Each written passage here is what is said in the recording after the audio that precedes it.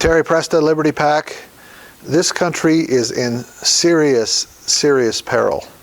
Not just this country, but the whole world. I would like to do a three-part series about exactly what are the dangers that we're facing as a country right now. Secondly, how we got here. And third, what do we do now? So it's kind of a three-part series with the first part today. What is the immediate danger that the country faces? You know, in 1971, Nixon took us off the gold standard. Now, we had been on the gold standard off and on mostly all of our existence. And in 1971, August 15th, I believe it was, Nixon came on TV and said he was temporarily closing the gold window. Temporarily. You know, a dollar bill, when you have a dollar bill or a $10 bill, before that, it represented the gold somewhere in your bank, in the treasury, or somewhere that you could exchange it for gold in theory. And countries relied upon this. After Bretton Woods, at the end of World War II, all the countries tied their dollar to their currency, I should say, their money, to our dollar, because our money was as good as gold. All that ended. And how we got there, we'll do another thing. But gold, the dollar being tied to the gold, is the only thing that kept the politicians from debasing our currency and ruining our country. And what they have done it's been exactly 50 years in August. August it'll be exactly 50 years. And it's taken them 50 years to ruin us. You know, we were the biggest creditor nation up to that point. In 1986, we crossed over to being a debtor nation, and now we are the biggest debtor nation the world's ever seen. 27 trillion, 28 trillion. I can't even keep track of it. The trillions are going, click on by so fast, I mean. And of course, Biden is going to add to that. So what is the danger? I posted a book called Fiat Currency, Fiat Money in France. And if you understand history, when you debase your currency as they did in France, everything, they hyperinflated, everything fell apart, and that's how they got Napoleon. Napoleon really wasn't much better than Hitler. And of course, after World War I, the same thing happened. They debased their currency in the Weimar Republic, Germany, and they got Hitler. And so, if you want to destroy a system, the best way to do it is to debase your currency, because everything breaks down and people will believe about anything. Well, if you look, that's what's happened in the last 12 months. And I want to talk about the last 12 months, because yes, we have been slowly debasing our currency over the last 50 years. And yes, that is why people of middle income to lower means feel like they cannot keep up, and they can't.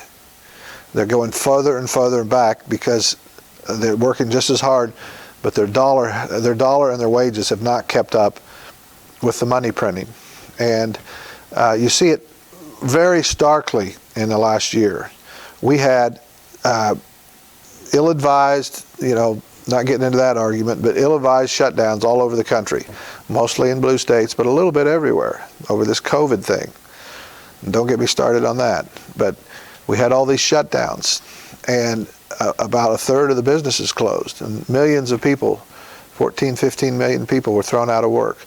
And in the face of that, the GDP and everything, and the economy went up. Stock market's roaring. How can that happen? Well, the only reason that happened is because they printed over $3 trillion worth of money out of thin air, and we had a $3.2 trillion deficit. And when you do that, we went from 24 to 27 or 27.5 trillion in debt. And it's very clear in that book of fiat money. Fiat money just basically means it's irredeemable or backed by nothing. Our money now is backed by nothing. And the only way, these people don't seem to understand, or if they do, they ignore it. The only way you make a country more wealthy is by increasing the production, the amount of things made, the widgets that are made, whatever's made. And they've now done exactly what they did in France, and they've turned the stock market into a giant casino. They've destroyed thrift. That people now, young people now think they can get the 2,000, the 1,200, or the 2,000, and they can just go gamble in the casino, the stock market, and become very wealthy and not have to work. Well, ultimately, of course, ultimately that's what the hedge funds have been doing. Another story, but ultimately that creates nothing. If I have 100 fish, and I have 10 people fishing 10 a day to catch fish on an island, the GDP of that island is those 10 fish. That's the actual stuff being produced. If I shut down half of the fishermen because they might get COVID, and now all of a sudden 50 fish are coming in, 50 fish are all coming in, I have just cut the GDP of that island in half. And they cut the GDP of the United States of America by some percentage, 20% or whatever. I'm not sure exactly, but if we had a $20 trillion and we cut it by 20%, that means we now have a $16 trillion economy. Well, if I then pay those 5 people that I laid off because of COVID money that I've created out of thin air, that doesn't increase the productivity. We still only have 50 fish. So now we have the same or more money chasing the same basket of goods. That's inflationary. And you're starting to see it right now. They've messed up. This is central planning. This is what central planning looks like. They pretty much did this everywhere. And they have destroyed or severely damaged supply lines. They have disrupted, obviously, the airlines, the hotel industry. They've disrupted the lives of businessmen and women everywhere and workers everywhere. They're not working. They're not producing. That is definitely making the nation much, much poorer than it was before. Just on the other hand, they're printing all this new money and they're giving people, and people are happy to have it. And because they've laid them off, they need it. But and the economy basically was the same as it was the year before, if you look at everything, but only because they've printed that money, and that will work temporarily. But long term, you need another one. Look what they're doing now. They've done a second one, and now they're already talking about a third one.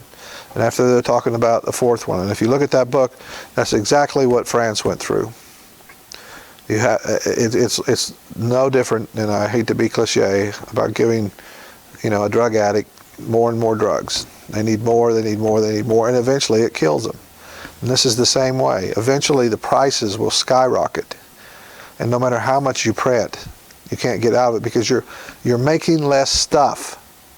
I want to tell people that. I want to shake politicians and say, if you tell people to go home and sit in the house and you close businesses and not make stuff, there is no stuff. And when there's no stuff, food stuff, it's going to be a problem. Right now, it's just inconvenience. It took me over 2 months to get a freezer. It took, I know of a lot of people. We talked to them a lot of things. Of course, people don't care that guns and ammo are short, but they're short mainly because of the same thing. They've shut down a lot of stuff. A lot of businesses that are open are having trouble conducting business because they can't get parts. All of this is, a free market is all interconnected.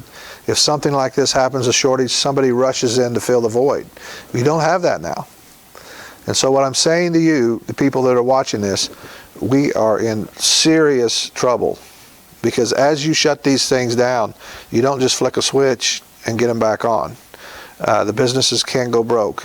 And it takes time for somebody else to step in and take those assets and start them up over again.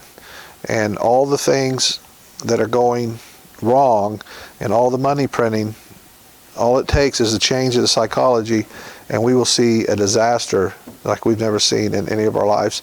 And because all of the other nations have tied their money to our dollar, we will debase and destroy them as well, unless they can somehow get off of it and get on gold or something.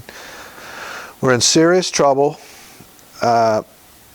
And I don't know how to say it other than to say, imagine you lose your job and everything you're trying to buy is 4 or 5 times what it is now.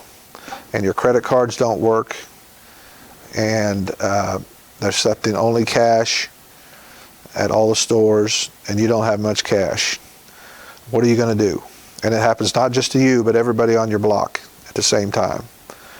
It's a serious, serious problem we're staring at, and I just wanted to point out that this can happen very quickly. It can easily happen within the next 12 months. Maybe it's the next 24 months. I'm not saying it's happening tomorrow, but that's what we're facing. We're facing real hyperinflation and a crash of the economy where people are unemployed like we've never seen. So I just want to set the table as to why people need to be aware of what's going on. And the next, we'll talk about how we got here. Thank you.